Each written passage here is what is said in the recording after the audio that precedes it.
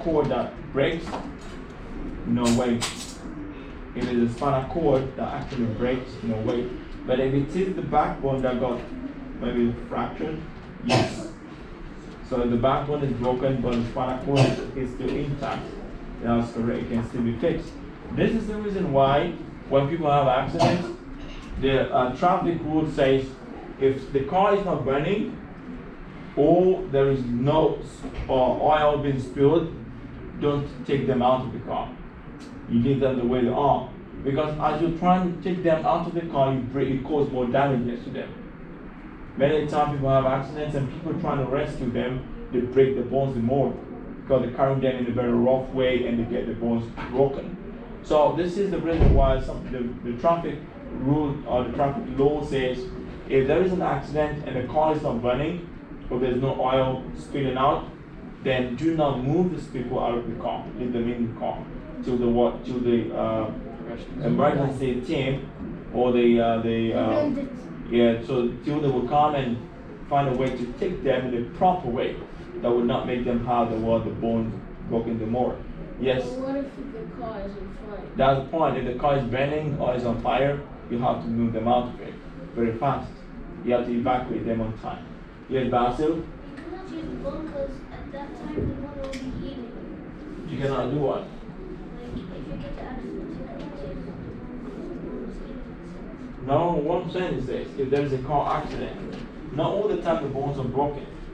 But the bones break when people are trying to rescue people from the accident. Because they handled them in the wrong way. Let me give an example. You don't have a stretcher, and you saw an accident. You're trying to run there and try to carry the guy to pull them out with force. Sometimes you don't need to pull them out.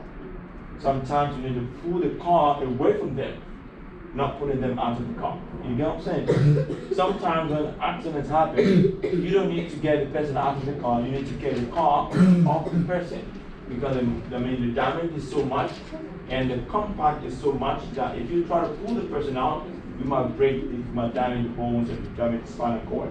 So this is why the traffic rule says that, yes? Is it possible to reattach the spinal cord? No way. It never happened.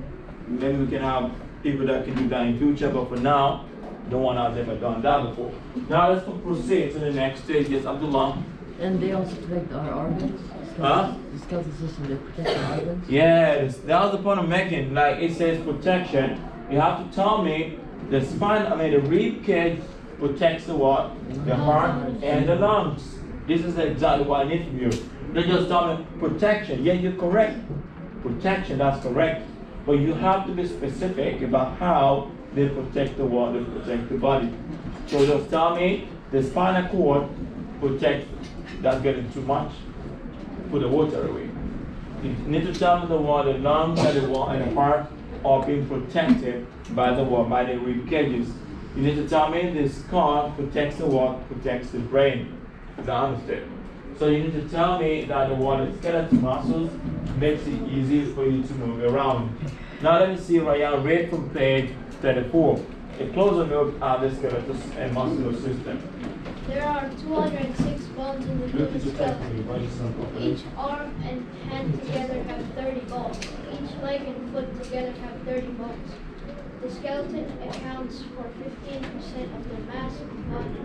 The tissue of the skeleton is hardened as it contains calcium for digestive food. Yes, when a child is given birth to in the first place, the first few months, the baby's got more cartilage than the bone itself. And this is the reason why if you look at an x-ray of a baby, you'll find that it's got very few bones. It's got fewer bones than normal adults. Why? Because most of the bone is not fully formed. They are in the form of cartilage. They've become bones towards the end of around 4-5 years. So they continue to harden over time as a baby continues to take in calcium. So this is the reason why we employ people to give food that has a lot of calcium to kids when they're still very young. It makes them have stronger bones. So among the reasons why babies can drop from very high place without dying is because they don't have much bones in the body. They have a lot of cartilage. So the skull can still compress and go back to its normal size. So, but once they've been able to have a compacted bone, a bone which is full of calcium, that point in time you can easily have broken bones. Yes. Yeah, but sometimes when babies fall from like high places, they don't die, but their bones just get, you know. Yeah, it depends on where they hit the ground with. If they hit the ground with bones which is actually fully formed, it can break. That's going to make it. But they might not die like if an adult drops from the same location. You get what I'm saying? The reason is because not all the parts of the bones in the body is fully formed. So they will not have much bone breakage. And even if the bone breaks, they can easily recover from it because they're still very young. Let's say, for example, a child of 10 breaks a bone. It's going to recover faster than a person of 45. Because at 10, the bones are still, they're still growing. But at age 45, it's like fully formed. So it's not going to have much time to heal up. Is that understood? Yes, Maria. Is it true, teacher, that little babies have more bones when they grow? It goes together and becomes more strong as one. Yeah, we say they have more bones because the bones are not compacted together. The bones are not joined together; they are separate bones.